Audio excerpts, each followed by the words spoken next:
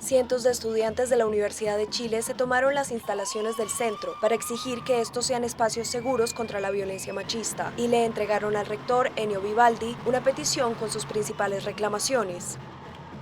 Las firmantes del documento de 16 páginas denunciaron que las universidades rechazan toda expresión identitaria social, cultural y política no binaria, no heteronormada ni masculinizada, y exigen la creación de una vicerrectoría de género y sexualidad que se encargue de investigar las denuncias de abuso y que facilite apoyo integral.